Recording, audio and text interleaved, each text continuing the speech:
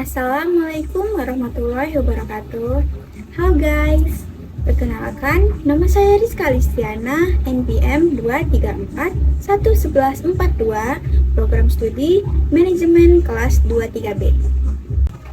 Video ini dibuat dengan tujuan untuk menyelesaikan tugas individu mata kuliah pengantar manajemen dengan dosen pengampu Miss Berlintina Permatasari, SPMM. Di video kali ini, saya ingin membahas materi pengelolaan organisasi. Kalian tahu nggak sih pengelolaan organisasi itu apa? Nah, jadi di sini saya ingin menjabarkan tentang pengelolaan organisasi kepada kalian semua. Mari simak videonya guys.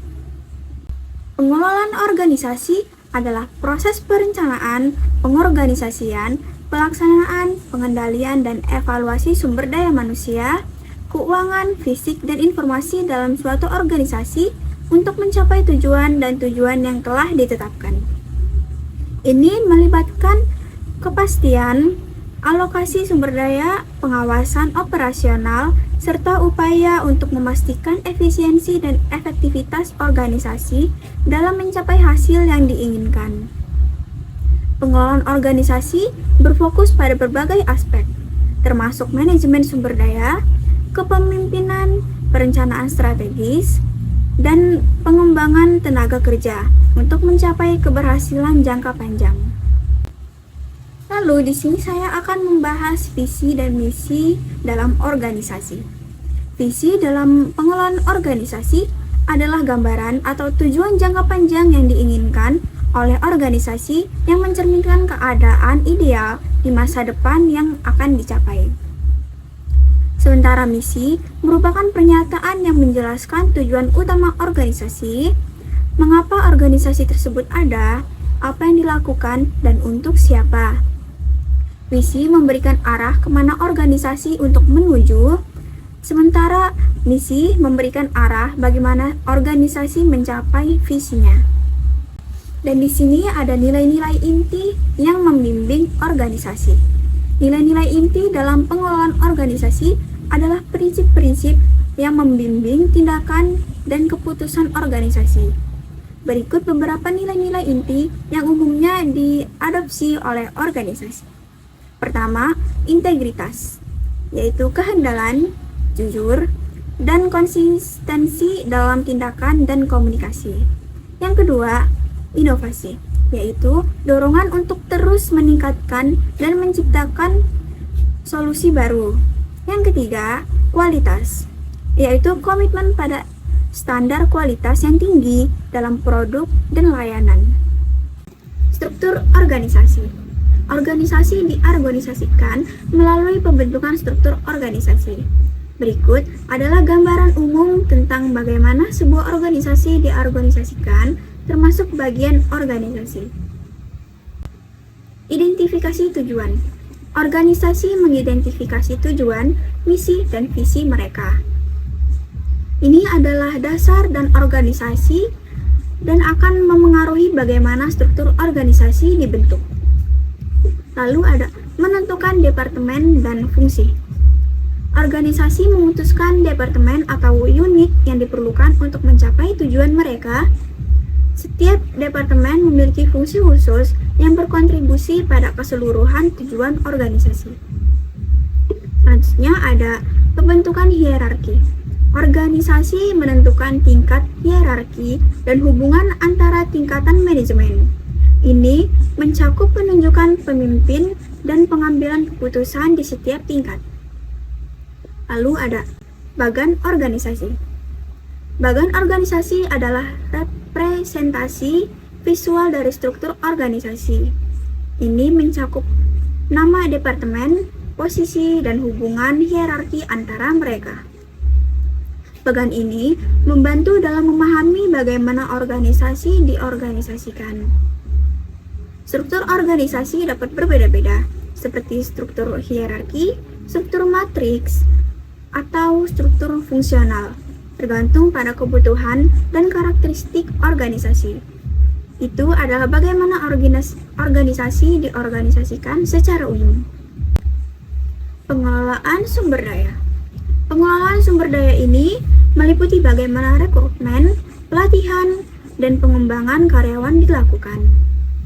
Proses rekrutmen, pelatihan, dan pengembangan karyawan adalah langkah penting dalam manajemen sumber daya manusia. Berikut ada beberapa cara umumnya dilakukan.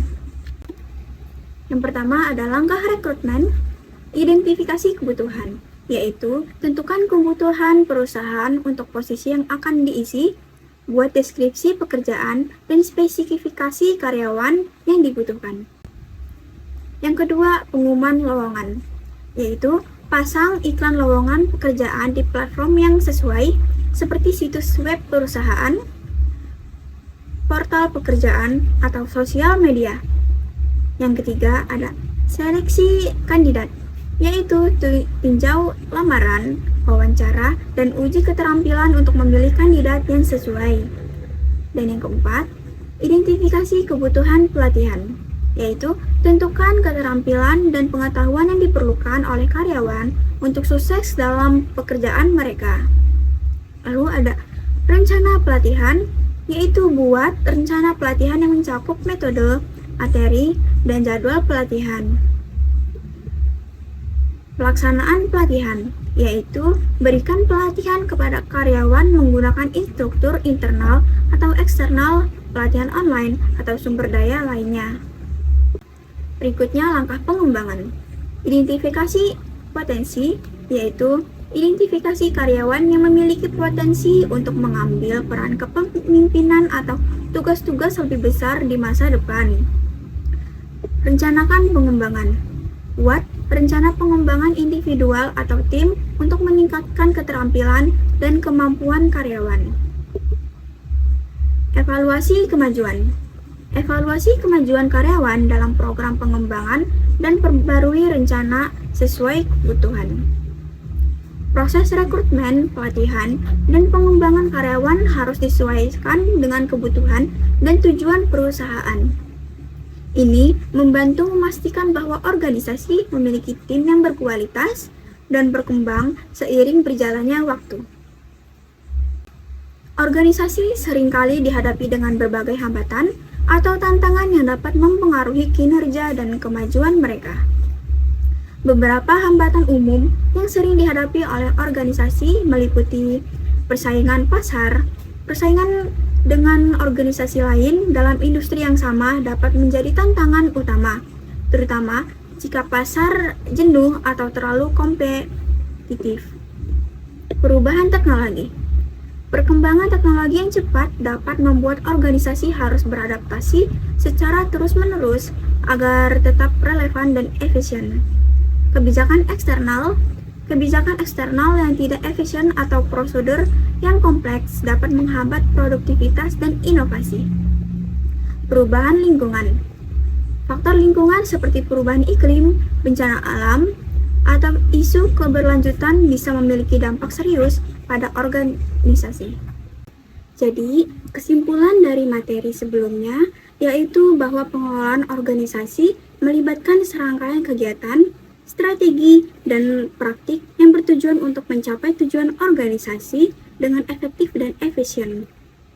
Ini termasuk perencanaan, pengorganisasian, kepemimpinan, pengendalian, dan pengembangan sumber daya manusia. Sekian presentasi dari saya, mohon maaf bila ada salah dalam pengucapan kata. Saya akhiri, wassalamualaikum warahmatullahi wabarakatuh. Bye-bye guys.